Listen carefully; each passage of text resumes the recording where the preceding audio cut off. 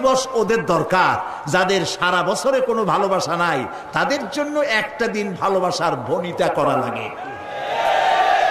আমার লাগে না, কারণ আমার জন্মই হয়েছে ভালোবাসার মধ্য দিয়ে। আর দ্বীন ওয়ান নাসিহা, ইসলাম মানেই হলো ভালোবাসা। সুবহানাল্লাহ কও। ইসলাম মানেই হচ্ছে ভালোবাসা।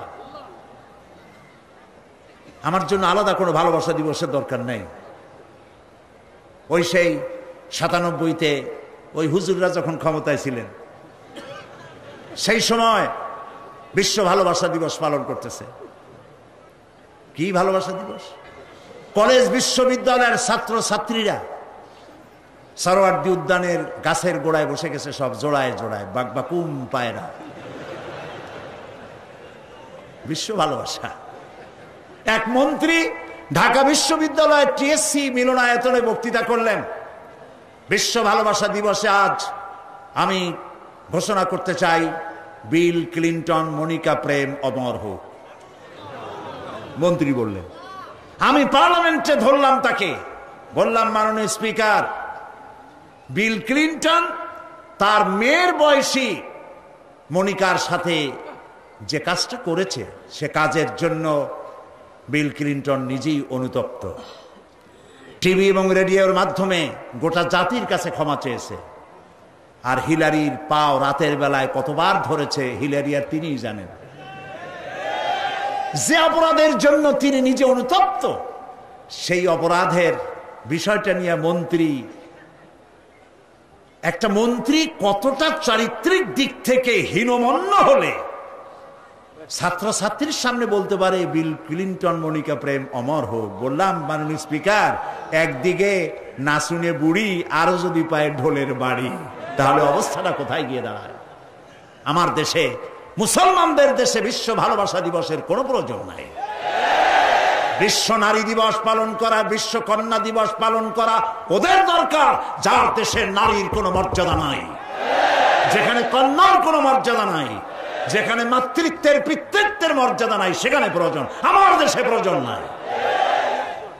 দিবস পালন করতে করতে এখন কিসব দিবস পালন করতেছে। কালকের পত্রিকায় দেখলাম বিশ্ব পায়খানা দিবস। আমি জানি না আপনারা বিশ্বাস করবেন কিনা, আমার নিজের চোখ দিয়ে দেখছি, নিজের চোখ দিয়ে দেখছি। পত্রিকাটার নাম আমি নিলাম না, এটা জঘন্য পত্রিকা, এখন বুঝে নিতে পারে। বিশ্ব পায়খানা দিবস, নওজুবিল্লাহ, মানে তালাশ করে পায় না, করবে কি? এরপরে দেখলাম ঢাকায় দেওয়ালে লেখা বিশ্ব চিন্তা দিবস। তো বিশ্ব চিন্তা দিবসের এটার থিমটা কি, করবেটা কি? তো যারা আয়োজক তারা বলল যে আমরা ওই বিশ্ব চিন্তা দিবসে রাস্তার মোড়ে মোড়ে বসে চিন্তা করব যে আদৌ কোনো ব্যাপারে আমরা চিন্তা করতেছি কিনা। নওজুবিল্লাহ, পাগল কি গাছে ধরে? প্রিয় ভাই সব, আল্লাহ রাব্বুল আলামিন নারীর অধিকার দিয়েছে, কোরআন দিয়েছে, হাদিস দিয়েছে। বুক ভরে বলেন আলহামদুলিল্লাহ। প্রিয় ভাই সব, ইসলাম দিয়েছে নারীর অধিকার। রাসূলুল্লাহ বলছেন আদ-দুনিয়া কুল্লুহা মাতাউন ওয়া খায়রুল মাতাইদ দুনিয়া ইমরাতুস সালিহা। এই পৃথিবীর সব কিছু হলো সম্পদ, তার মধ্যে শ্রেষ্ঠ সম্পদ হচ্ছে সালেহা, নেককারিনী, সতীসাধ্বী নারী। আলহামদুলিল্লাহ বলেন। আল্লাহর নবী বলেন আমার কাছে তিনটি জিনিস প্রিয়, নামাজ আমার কাছে প্রিয়, সুগন্ধ আমার কাছে প্রিয়, আর স্ত্রী আমার কাছে প্রিয়। সুবহানাল্লাহ, এই তিনটি জিনিস আমার কাছে প্রিয়। আপনার স্ত্রীকে আপনি তো এই জন্য তাকে সম্মান করবেন, ভালোবাসবেন, অনেক কারণ আছে। একটা কারণ তো এই, যেই রাস্তা দিয়ে আপনি জাহান্নামে যেতেন সেই রাস্তায় আপনার স্ত্রী প্রহরীর মতো রাত দিন দাঁড়িয়ে আছে, সেখানে ব্যাখ্যা দেওয়ার কোনো প্রয়োজন নেই। সুতরাং আপনার স্ত্রীকে আপনি ভালোবাসবেন এবং তাকে আপনি সম্মান দিবেন। ইসলাম নারীকে অর্থনৈতিক অধিকার দিয়েছে, বলেছে ফাতুহুন্না উজুরাহুন্না ফরিদা, ফরজরূপী দায়িত্ব হিসাবে মহারণার টাকা আদায় করে দাও। এখন মহারণার টাকা আদায় করা হয় না, এখন বিবাহ মজলিসগুলিতে বলা হয় মহারণা কত? মহারণা হচ্ছে 21,21,101 টাকা, 11,11,101 টাকা। একটা 1 টাকা থাকা লাগবে। কোথায় পাইছেন এটা? একটা 1 টাকা থাকা লাগবে।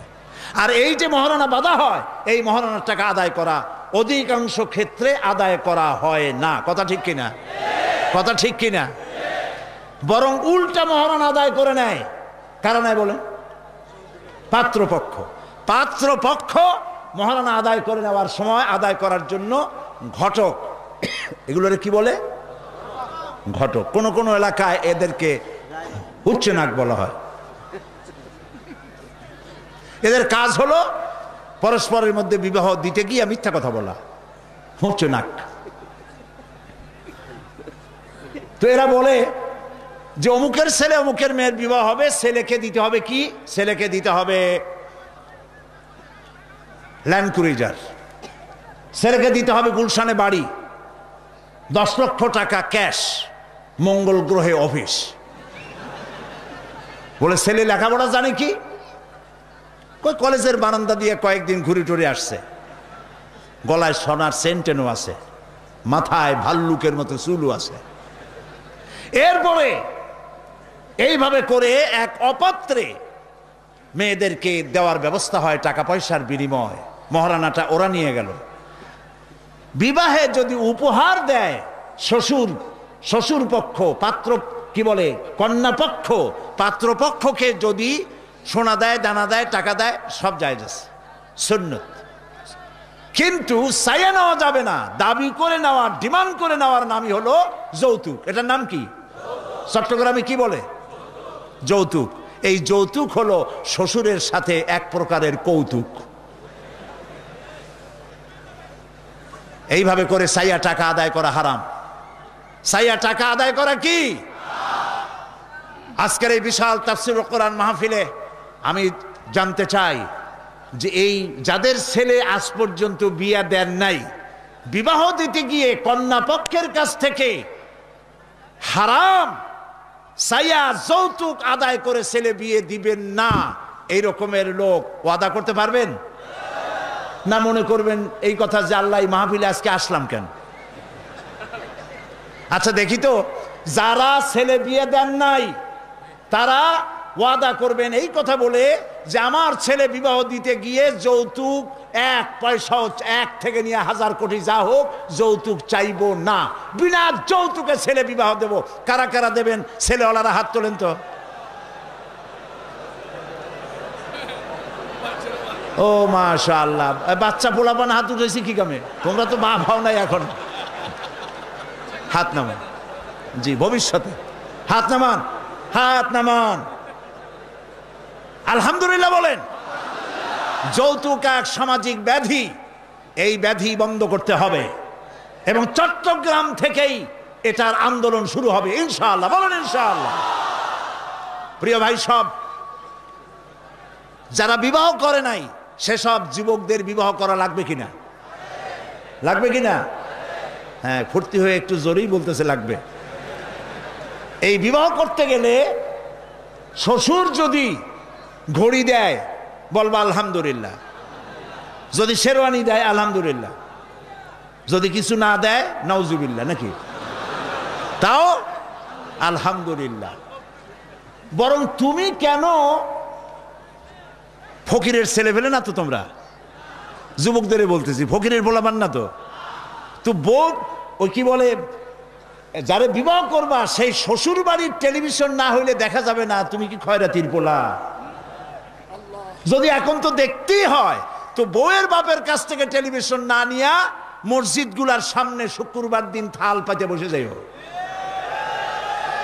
তাও কন্যা পক্ষের কাছ থেকে চাইয়া নিবা না। কিছু দিলে আলহামদুলিল্লাহ, না দিলেও বিনা যৌতুকে নিজের পায়ে দাঁড়াইয়া চাকরি করে বিয়ে করবা। চাকরি কামাই রোজগার না করিয়া নিজে বাপের হোটেলে খাও, আরো একজন আনিয়া মেহমান বানাইও না।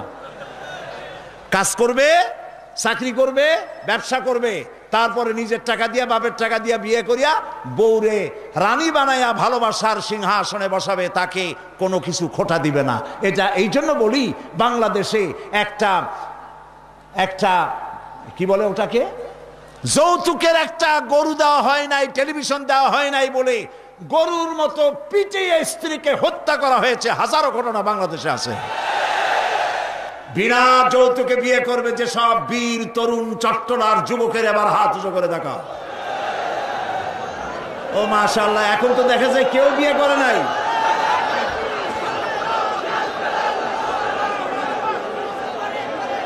আচ্ছা হাত নামান, হাত নামান, আলহামদুলিল্লাহ বলেন, হাত নামান। এই যে ভাই, আমি কিন্তু বুঝতে পারি দাঁড়াইছেন কেন, কোমর ব্যথা করতেছে বোধহয়। বসেন, কোমর ব্যথা আল্লাহ ভালো বানাই দেবেন, জোরে কোন আমিন। আরে ভাই বসতে বলছি, বসেন। কোমর ব্যথা হলো তো আমারও করবে, আমি তো বসা। বসেন, সবাই বসেন। প্রিয় ভাই সব, তাহলে একটি বড় রকমের অপরাধ থেকে চট্টগ্রামকে মুক্ত করার জন্য আন্দোলন শুরু করা হলো, বলেন আলহামদুলিল্লাহ। প্রিয় ভাই সব, আল্লাহ তাআলা এই নারী যখন বিবাহ হলো, আল্লাহ তাআলা তাকে অধিকার দিলেন, শিক্ষার অধিকার, লেখাপড়ার অধিকার, পড়ার অধিকার, সব অধিকার দিলেন। এরপরে দিলেন তাকে মা বানায় দিলেন। কদিন পরে কি হয়ে গেল? মা হয়ে গেল। সুবহানাল্লাহ। এখন কিন্তু ইজ্জত আরো বাড়লো। মা হওয়ার পর ইজ্জত কি হইল? আরো বেড়ে গেল। আল্লাহর নবীর কাছে প্রশ্ন করা হয়েছে। এক সাহাবী এসে বলছেন, সালা রাজুলুন ইয়া রাসূলুল্লাহ মান আহাক্কুন নাস বিহুসনি সাহাবাতি ক্বালা উম্মুক ক্বালা সুম্মা মান ক্বালা উম্মুক ক্বালা সুম্মা মান ক্বালা উম্মুক ক্বালা সুম্মা মান ক্বালা আবুক। সুবহানাল্লাহ। একজন এসে নবীজির কাছে প্রশ্ন করলেন, ইয়া রাসূলুল্লাহ, মানুষের ভিতরে আমি কার যত্ন করব, কার খেদমত করব, কার সাথে ভালো ব্যবহার করব, আমার কাছে সব থেকে ভালো ব্যবহার কে পেতে পারে? নবীজি বললেন, তোমার মা। সাহাবী প্রশ্ন করলেন, তারপরে কে? রাসূলুল্লাহ বললেন, তোমার মা। তারপরে কে? তোমার মা। তারপরে কে? তোমার পিতা। পিতার চাইতে মায়ের মর্যাদা আল্লাহ পাক কয় গুণ বাড়ালেন? সবাই বলেন কয় গুণ? 3 গুণ আল্লাহ বাড়ায় দিলেন। আল্লাহ রাব্বুল আলামিন কোরআনের কারীমের ভিতরে বলেছেন, ওয়াকাদা রাব্বুকা আল্লা তা'বুদু ইল্লা ইয়াহু ওয়া বিল ওয়ালিদাইনি ইহসানা। তোমার রবের পক্ষ থেকে চূড়ান্ত ফয়সালা হয়েছে যে আল্লাহর ইবাদত করার পর মা বাপের ইহসান করবে। সুবহানাল্লাহ। আর আমার দেশের লোকেরা কি বলে, কি করে লক্ষ্য করতেছেন আপনারা? আল্লাহ বলেন কি আর বান্দারা করে কি? আল্লাহ বলছেন মা বাপের খেদমত করো। আমার ইবাদতের পরে আল্লাহর পরেই স্থান কার? চিল্লায় বলেন। আমাদের লোকেরা বোঝে না, না বুঝা চলে যায় ভালো কোনো খাবার, ভালো কোনো ফল কোনো হজরত, কোনো পীর সাহেবের দরবারে নিয়ে হাজির করলে, হ্যাঁ দেন, পীর সাহেবকে হাদিয়া দিবেন, দেন, কিন্তু আগে দিবেন মায়েরে। আপনার কাছে, সন্তানের কাছে সব থেকে বড় পীর হচ্ছে মা। বলেন সব থেকে বড় পীর কে? মা আর বাবা। মা আর এই দুজন হচ্ছে আপনার কাছে সব থেকে বড় পীর। পীর সাহেবের দোয়া কবুল হবে কি হবে না, আলেম সাহেবের দোয়া কবুল হবে কি হবে না, সন্দেহ আছে। 50-50, দোয়া কবুল হইলেও হইতে পারে, না হইলেও না হইতে পারে। কিন্তু মা বাপ যদি দোয়া করে, আল্লাহর দরবারে দোয়া মঞ্জুর হয়ে যায়, 100% দোয়া কবুল হয়ে যায়। সুবহানাল্লাহ বলে। প্রিয় ভাই সব,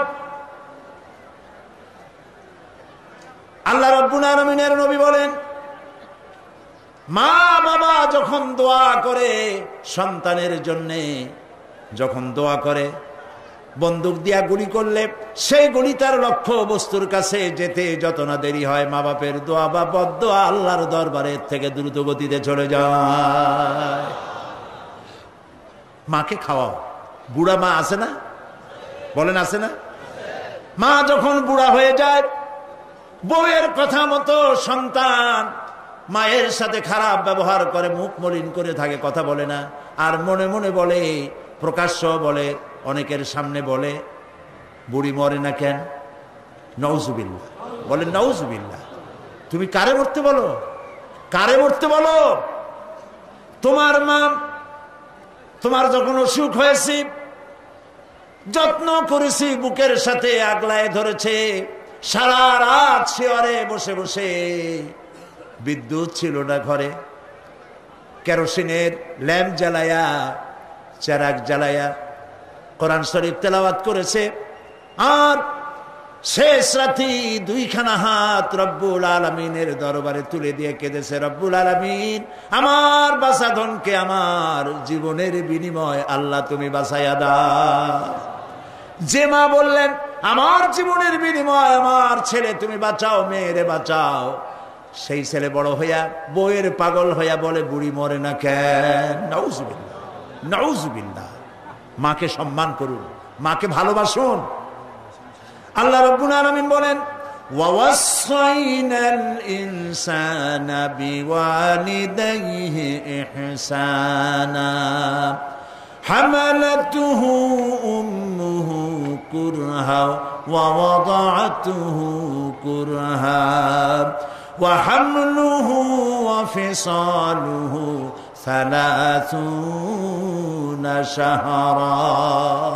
আমি সমগ্র মানব গোষ্ঠীকে উপদেশ দিচ্ছি, তোমরা তোমাদের ওসিয়ত করছি, তোমরা তোমাদের মা বাপকে সম্মান করো। তোমার মা তোমাকে গর্ভধারণ করেছে অত্যন্ত কষ্টের সাথে, ডেলিভারি করেছে অত্যন্ত কষ্টের সাথে, আর 30টা মাস বুকের দুধ দিয়ে তোমারে মানুষ করছে। সুবহানাল্লাহ, সুবহানাল্লাহ। প্রিয় ভাই সব, মা বাপ যদি হাত তোলে, চোখ দিয়া পানি পড়ে, দোয়া কবুল হয়ে যাবে। সুবহানাল্লাহ। এই যে হযরত বাইজিদ বুস্তামি